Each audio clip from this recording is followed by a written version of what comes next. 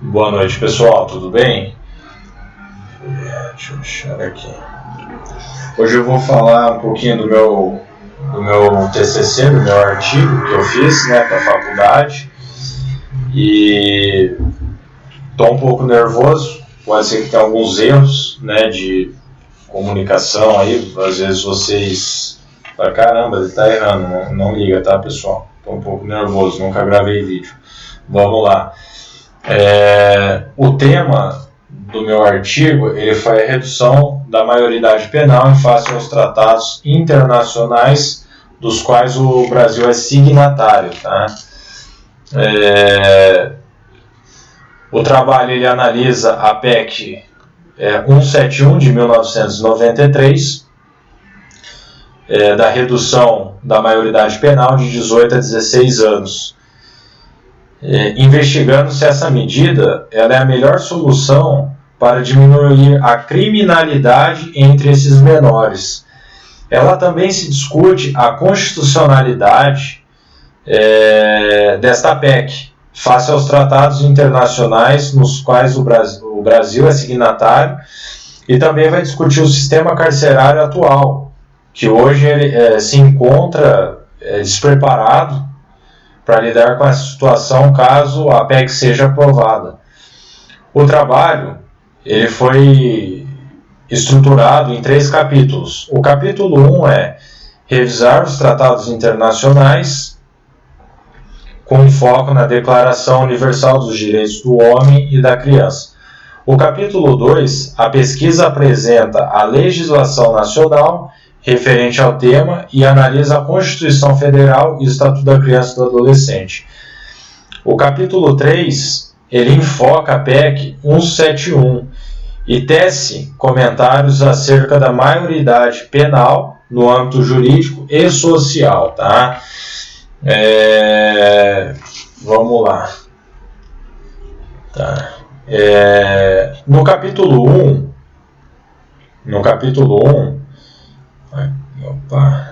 vamos deixar aqui um pouquinho. No capítulo 1, eu falo dos tratados internacionais que exercem grande influência no ordenamento jurídico interno dos países, em especial no universo positivado, como é o caso do Brasil. A capacidade para negociar os tratados internacionais são dos chefes de Estado, ministros de Relações Exteriores e os representantes em conferências e organizações internacionais. Os chefes de Estado dessas missões diplomáticas, eles são aptos a qualquer tipo de tratado internacional. Então, hoje, tudo que a gente tem de tratado internacional pode passar na mão de um desses chefes de Estados. Tá? É como a Convenção de Viena, como a Convenção de Genebra, de 1929, do Estatuto da Criança, que garante os direitos da criança desde do nascimento até antes do nascimento, até depois do nascimento. De acordo com a Convenção de Viena, de 1969, sobre os tratados internacionais, para que sejam válidos e possuem efeitos, eles devem ter alguns requisitos, que determinam as condições e a viabilidade intrínseca e extrintescas. Deixa eu só puxar aqui. Uma vez assinado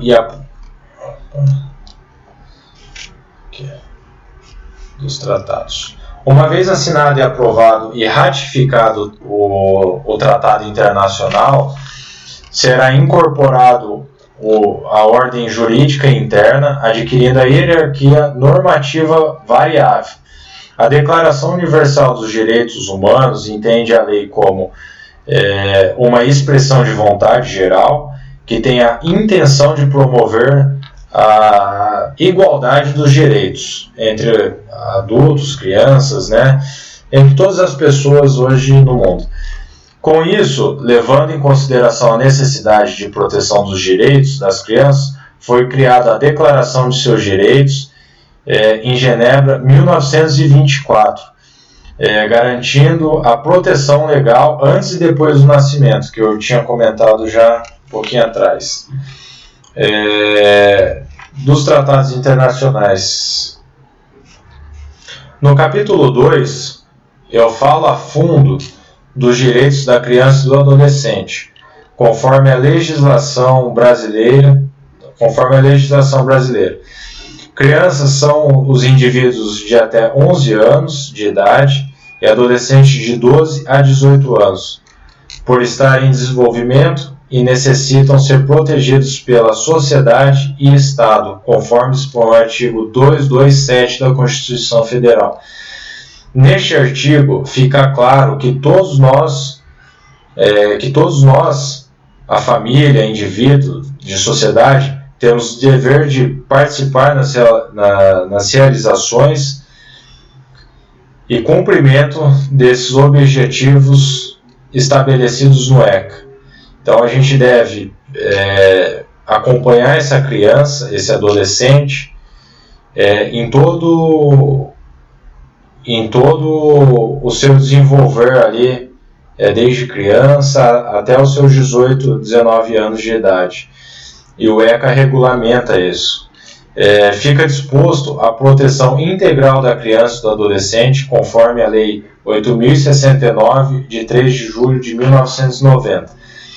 Os princípios fundamentais do ECA, eles são prioridades absolutas, sujeitos de direito e pessoas em fase de desenvolvimento, sendo os pais os responsáveis, os titulares, né, da criança, da guarda da criança e tutela.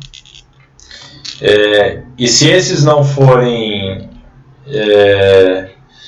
não tiverem a tua vida, tiverem as coisas básicas que uma criança e um adolescente deve ter, eles respondem legalmente por essas crianças. E todas as sanções pode vir para esses pais, tá? Tem alguns projetos de lei que têm com o objetivo de desenvolver programas de abrigo, né, de ajuda a essa criança, caso os pais não dê esse suporte. No capítulo 3 ali, nossa, tô nervoso, gente. Nas hipóteses do menor cometer um ato infracional, calma lá, gente.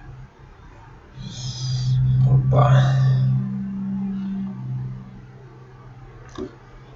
Nas hipóteses do menor cometer um ato infracional, que é uma conduta descrita como crime de contravenção penal para os maiores de idade, os menores poderão sofrer sanções específicas. Qual que é o objetivo? A recuperação desse menor, voltar ele para a sociedade, esse infrator, a gente ressocializar ele, colocar ele na escola, né?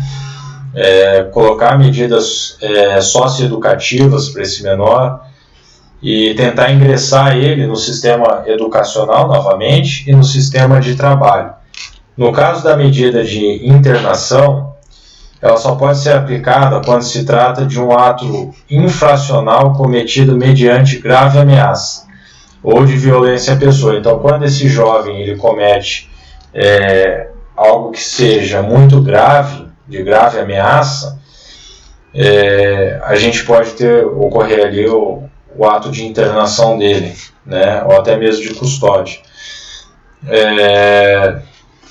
Aqui, considerações finais.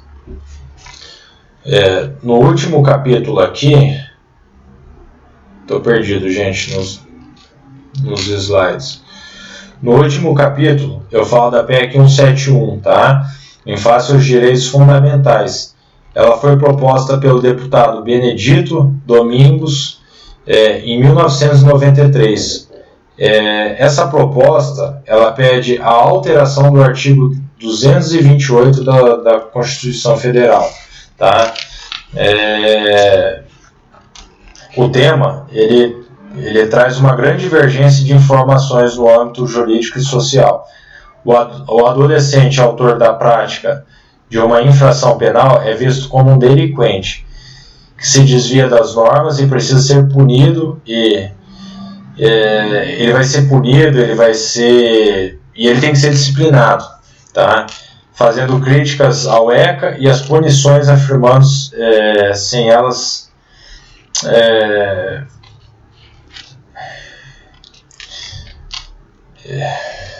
calma lá, gente, só um pouquinho. Ela faz críticas à criança, falando que ela tem que ser punida, porque ela pode voltar a cometer novos crimes. Ela sabe que ela não vai ser punida, que a nossa lei é fraca.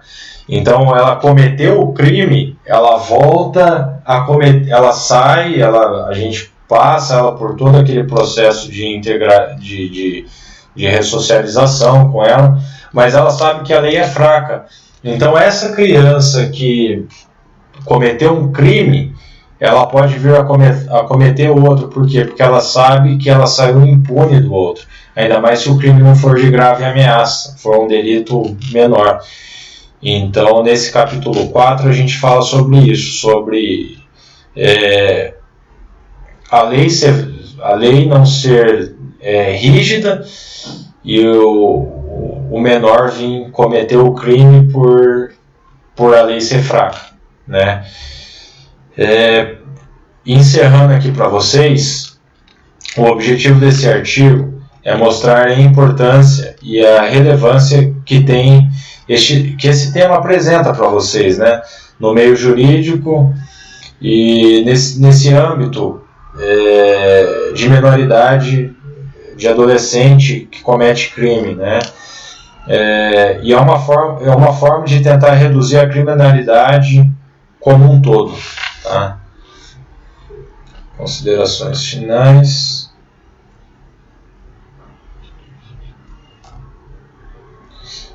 Referências.